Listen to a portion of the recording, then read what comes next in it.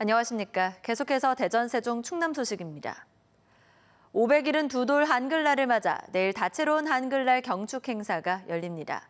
내일 오전 10시 대전시청 대강당과 세종호수공원에서는 한글날 경축식이 각각 열리고 충남에서는 오후 2시 충남도청 문예회관에서 한글날 맞이 제5회 우리말 겨루기 행사가 마련됩니다.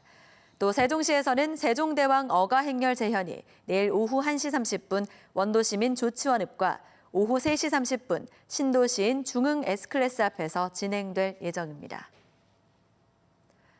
대전시가 북한과 과학기술 분야 교류 협력에 나섰습니다. 이재관 행정부 시장은 북한에서 열린 14선언 11주년 공동기념행사에 참석해 카이스트 등과 북측의 김책공대, 평양이과대학 등과 교류 협력을 논의하자고 제안했다고 밝혔습니다. 또 대덕특구와 북한 국가과학원 등 연구기관 교류와 함께 대표과학관 전시 프로그램 교류, 2019 남북 친선 축구 경기대회, 4.27 판문점 선언 1주년 기념행사에 북측 예술단 초청 등도 제안했다고 덧붙였습니다.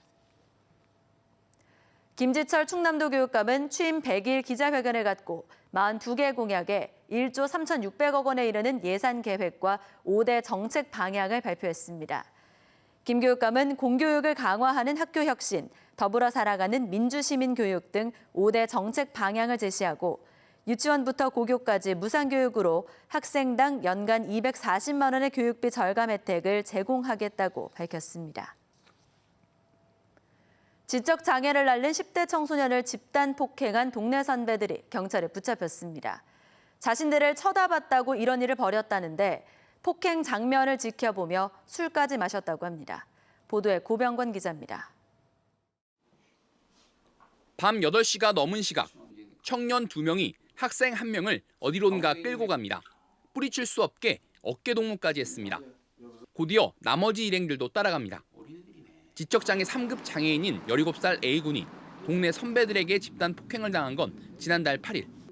19살 김모군 등 6명은 금산군 일대 중학교 운동장과 하천 다리 밑 등 A군을 3군데나 끌고 다니며 2시간 넘게 수십 차례 폭행했습니다. 가해자 가운데 일부는 폭행 장면을 지켜보며 술까지 마셨던 것으로 드러났습니다. 양쪽 고막이 모두 터지는 등 전치 3주의 부상을 한 A군은 대인기피증과 악몽에 시달리는 등 심각한 피해를 겪고 있습니다. 우리 아이가 상처를 많이 받았기 때문에 형편만 된다고 하면 참 그 아이들이 없는 곳에 가서 이사를 가서 좀 살고 싶은 마음. 가해자들은 10대에서 20대 청년들로 폭행 이유에 대해 자신의 일행 중 1명을 쳐다봤기 때문이라고 진술했습니다. 자기한테 진짜 너무 미안하고 부모님한테도 너무 죄송하고 진짜 상대로서 면목이 없는 것 같아요. 주범 1명에 대해 구속영장을 신청한 경찰은 장애인에 대한 뚜렷한 이유 없는 묻지마 폭행이라며 추가 영장 신청을 검토하고 있습니다.